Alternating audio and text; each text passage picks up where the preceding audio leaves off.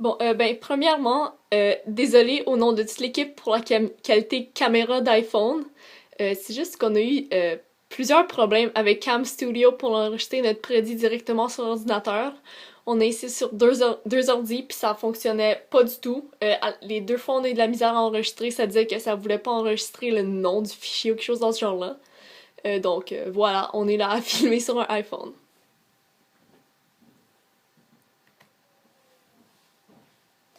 En général, c'est quoi notre projet? Eh bien, nous voulons créer un site web interactif sur lequel l'élève doit créer un organisme non gouvernemental selon les besoins de la population ainsi que basé sur ses propres intérêts. Il sera chargé de la gestion complète de l'ONG, soit à la fois des piliers sociaux, par exemple les relations avec les employés, avec la population, les partenaires avec d'autres ONG, etc. Économique, comme par exemple le financement de l'ONG, la gestion du budget, et le pilier international aussi, par exemple les partenariats avec d'autres ONG dans d'autres pays, etc. Tout au long du jeu interactif sur Internet, différentes missions ou problèmes vont apparaître et le jeune devra y faire face et trouver une solution pour pouvoir progresser. La première étape du projet est sa création. Lors de la création, l'élève devra choisir dans quel pays baser son ONG. Selon le pays, les ressources disponibles et les sortes d'organismes possibles à créer varient. Par exemple, en Afrique, il serait principalement basé sur l'éducation ou la santé, alors qu'en Amérique du Nord, il pourrait être sur le sport ou les différentes maladies. Dans cette même étape, l'élève sera amené à, justement, décider quelle est la mission de son ONG. Il commencera avec un budget fixe, adapté à chaque pays. Il devra être capable de démarrer son ONG avec les ressources à sa disposition. La deuxième étape sera le développement de l'ONG. Le jeune devra alors trouver ses premiers employés et trouver différentes méthodes pour financer sa nouvelle création. C'est durant cette étape que l'ONG prendra réellement forme et il devra s'implanter vraiment dans la société et se faire connaître. Cette étape fera appel à la créativité de l'élève pour créer des campagnes publicitaires et ainsi inciter les gens à profiter de son organisme. C'est également à ce moment que l'élève sera sollicité à voir au bien-être de ses employés et à trouver différents projets à accomplir pour son organisation non gouvernementale. La troisième et dernière étape, c'est l'expansion internationale. Durant cette étape finale, l'élève sera amené à explorer les ONG de ses camarades de classe pour faire des ententes avec eux afin de, par exemple, unir leur ONG ou s'affilier à un organisme avec une mission semblable dans un autre pays. De plus, au cours de cette étape, le jeune pourra ouvrir plus de succursales de son ONG un peu partout dans le monde. Leur organisme non gouvernemental devra donc faire compétition avec les autres organismes déjà installés sur le territoire, ce qui demandera une pensée critique et une capacité d'adaptation à l'élève. Voilà des types d'ONG. Alors, en quoi notre projet concorde-t-il avec les missions et les valeurs de l'école québécoise?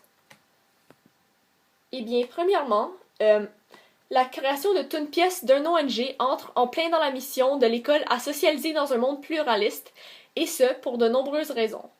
Premièrement, en créant cette ONG, il faut tenir compte des besoins du monde dans lequel nous vivons. Pour ce faire, il faut aller demander et socialiser avec les gens qui nous entourent pour justement connaître ces besoins. Deuxièmement, pour que l'ONG fonctionne bien et ait plus de valeur à l'échelle internationale, échelle à laquelle le monde d'aujourd'hui fonctionne, il faut faire des partenariats et des échanges avec les autres ONG et pays du monde.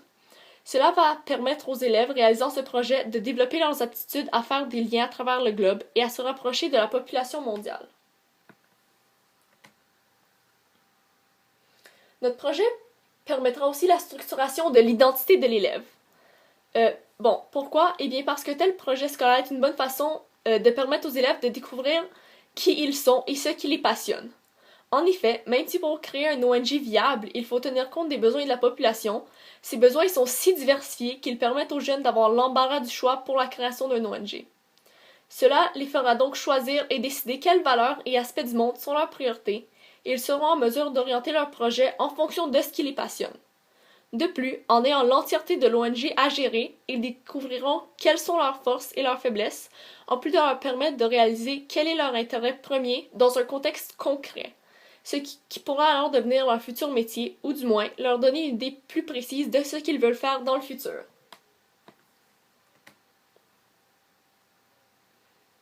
Notre projet inclura également un aspect instruire dans un monde du savoir, car c'est très important de connaître des sujets de base pour bien diriger et construire son ONG. Par exemple, les langues permettront à l'élève de bien communiquer avec les gens avec qui il travaille, pour et avec lui.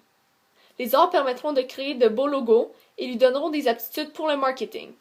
L'éthique lui apprendra des aspects sociaux avec lesquels il pourra bien interagir avec les gens et établir de bonnes conditions de travail.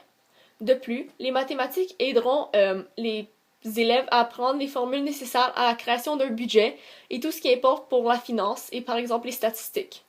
Dans un monde qui change à une telle vitesse, il faut connaître au moins les savoirs de base pour pouvoir apprendre de nouveaux sujets. Et c'est pour cela qu'instruire un jeune est très important.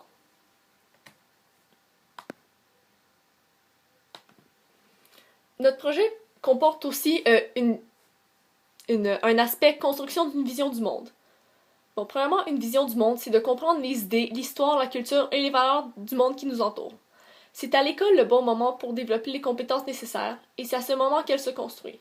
Créer un ONG permettra directement la construction d'une vision du monde, puisque ce projet scolaire va obliger une ouverture à la culture des gens du pays dans lequel l'ONG va être installée, un élément essentiel. Pour créer un ONG approprié, il faut bien cibler et connaître les besoins de la population visée. Il permettra une recherche approfondie sur un sujet qui touche la curiosité de l'élève. Les élèves seront ainsi amenés à une importante recherche pour comprendre ce qui les entoure, que ce soit au niveau international ou national selon où ce qu'ils choisiront de baser leur ONG. Bon, donc comme vous le savez probablement déjà, notre monde est en continuel changement. La technologie se développe à vue d'œil, ce qui en effraie plusieurs. Il est donc presque impossible pour le ministère de s'ajuster aussi vite que la technologie se développe.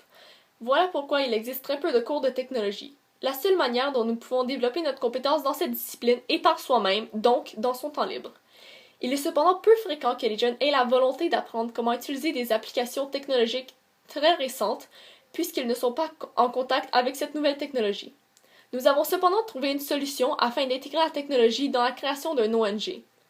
Les jeunes devront créer des publicités à l'aide d'un programme à la fine pointe de la technologie intégré dans le site web. Les jeunes devront également utiliser un site web spécial pour créer toute leur ONG. Ils devront donc apprendre à s'ajuster à cette nouvelle technologie.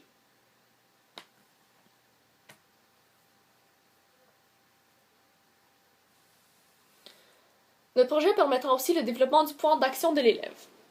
Comme je l'ai déjà mentionné, étant donné que notre monde est en continuel changement, mais ce que nous apprenons à l'école peut toujours nous être utile. Lors de la création d'un ONG ainsi que la formation d'un site web, ils devront décrire leur sujet et justifier certaines actions qu'ils font de manière organisée, sans erreur d'orthographe et avec également un vocabulaire développé à l'ère de reconnaissance du cours de français. Désolé, mon ordre se décharge. Les jeunes devront également utiliser leur connaissance d'histoire et du cours de monde contemporain afin de trouver un sujet de projet qui n'a jamais été fait, mais qui est actuel, ainsi que de trouver un pays où ce changement sera nécessaire. Ils devront également faire des alliances avec des pays stratégiques pour étendre le pouvoir d'action de leur ONG. Certains pourront utiliser leurs connaissances dans d'autres matières en fonction du sujet qu'ils choisiront. Par exemple, la biologie que nous avons apprise en secondaire 3, s'ils désirent faire un projet en rapport avec la médecine. Les jeunes pourront également prendre des techniques de travail qu'ils utilisaient lors de leurs multiples projets précédents afin d'être plus efficaces. Ils devront également utiliser leurs connaissances en travail d'équipe et leadership afin que leur ONG soit bien organisée et bien hiérarchisée. De plus, en créant un ONG fictif en tant que projet scolaire, ils apprendront les bases de la création d'un tel organisme, ce qui leur sera utile si un jour ils décident de fonder un vrai organisme non gouvernemental, leur permettant alors d'avoir un pouvoir d'action dans le monde d'aujourd'hui, grâce aux aptitudes préalablement apprises à l'école et mises en pratique grâce à notre projet.